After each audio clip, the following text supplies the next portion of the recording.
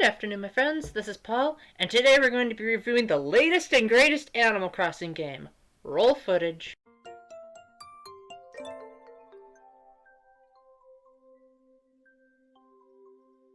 Ew, not that one. I know it's April Fool's Day when I'm filming this, but that's just too cruel even for me. Let's cue the actual latest and greatest true Animal Crossing game.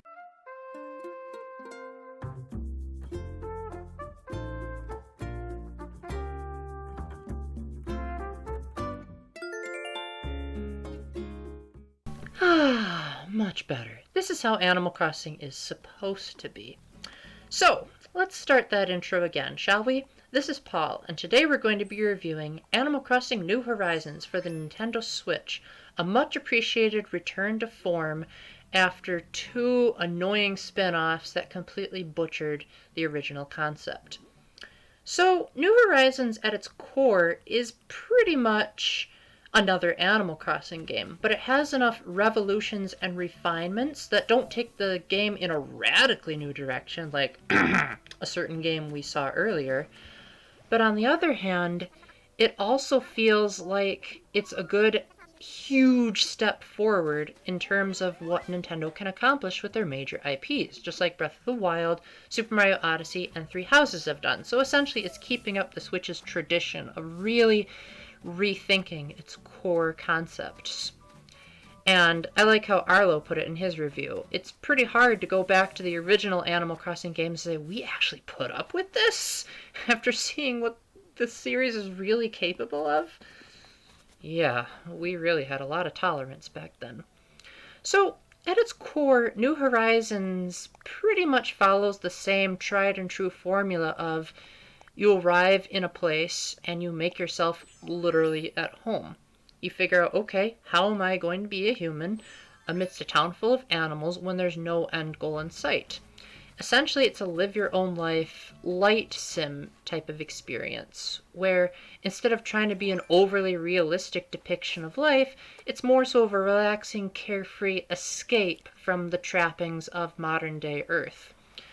So what sets New Horizons apart is not only the fact that you're on an island instead of a town, but that you start out on a deserted island. And let me emphasize that this is about as close as you're going to get to a type of survival horror genre in the Animal Crossing series. You start out with only two other villagers besides yourselves. Mind you, they're moving in the same time as you, so you're actually helping to pick spots for them to set up their tents. Yeah, you can't even afford a house at first. Tom Nook and his two apprentices, Timmy and Tommy, also show up, but their roles are also very minimalistic. They only start out with a tent, and there's weeds everywhere, and you can't even get to all of the island because you don't have enough tools to explore on the cliffs and get over the rivers because no one has bothered to build bridges yet. So as a result, it feels like you have even more goals to accomplish and turn this deserted island into a thriving metropolis of sorts, which feels immensely satisfying because then it gives the game more longevity and a reason for people that might not like Animal Crossing's more open-ended structure to have a reason to keep coming back because they have more stuff to look forward to. In addition to that, you actually have two types of currency this time around, which even further adds to the sense of progression.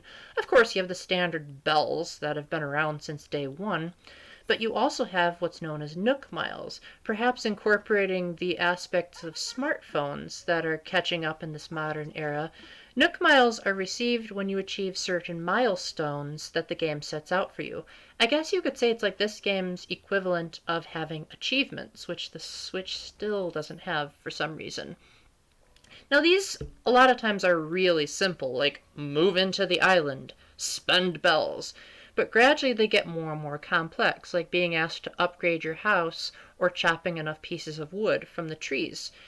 And once you get enough Nook Miles, then you can use those at a terminal to buy more stuff that you can't get with your standard bells. A lot of times these are also practical upgrades that make the game a lot easier and more smooth-lined.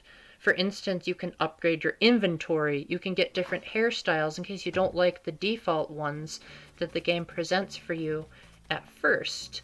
And so balancing the difference between bells and Nook Miles is a really addicting way to keep yourself having something to do rather than just having a totally open-ended structure like Animal Crossing games have done in the past. Now, in addition to making your house bigger, you're trying to get the island popular enough so that people can move to it. You're trying to spruce it up, get rid of the weeds, build bridges, get Tom Nook to have something other than a tent.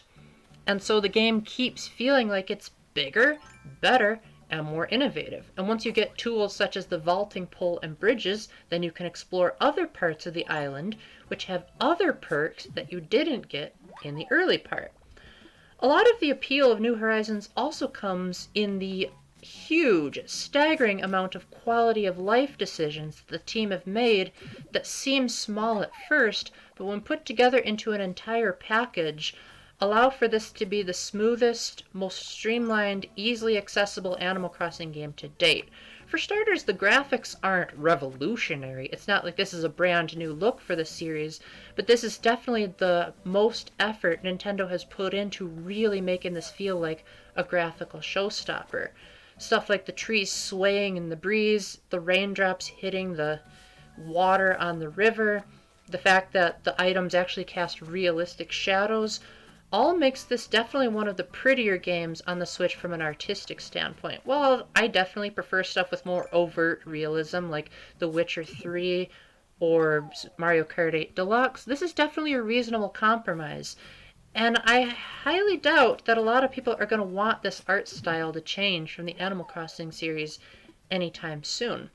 In addition to that, just to name a few things that Nintendo has really improved on, you can give multiple things to the museum. You can put furniture outside, which makes the island much more appealing.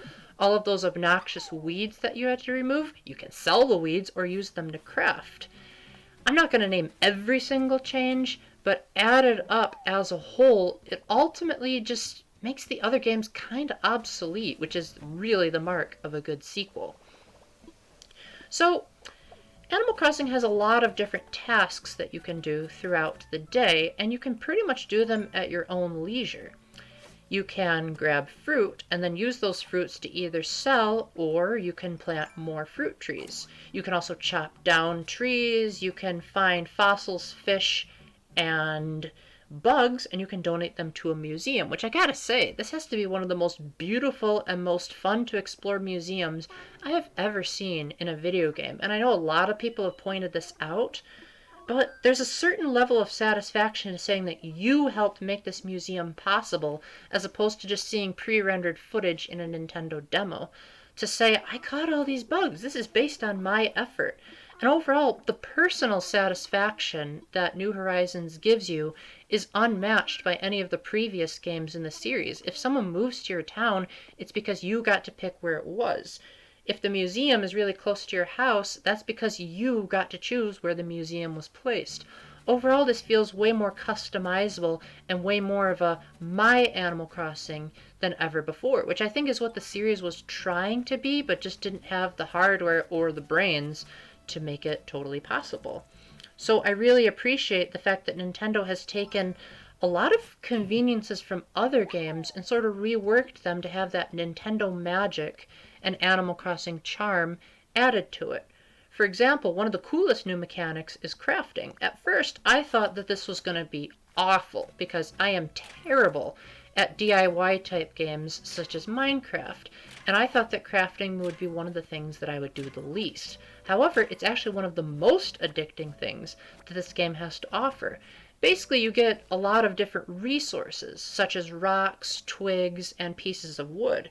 And if you add them together, you can make other things in the game. Most of this amounts to just furniture, but occasionally you can also make tools that really help you with your completion tasks, such as a fishing rod to catch more fish, a slingshot to shoot balloons that are carrying presents, a watering can to take care of the flowers, etc.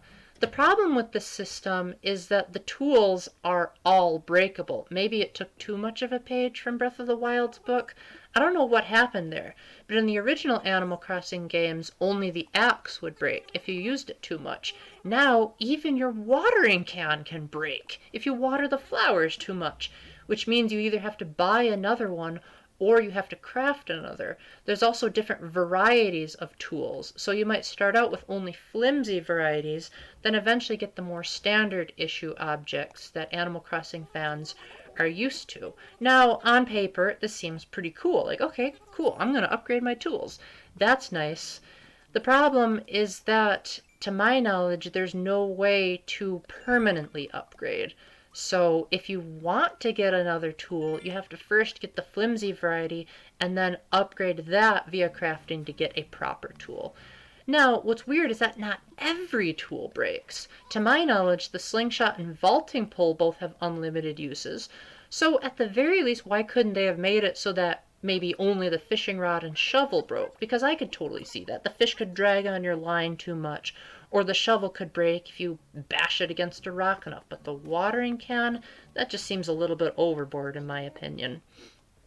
Other than that, I don't have too many major complaints about New Horizons. This is one of the Switch's best games in terms of just how much they absolutely nailed the structure for people that already like this. However, I do have to come up with a couple of nitpicks because I'd really like to see this game reach its full potential.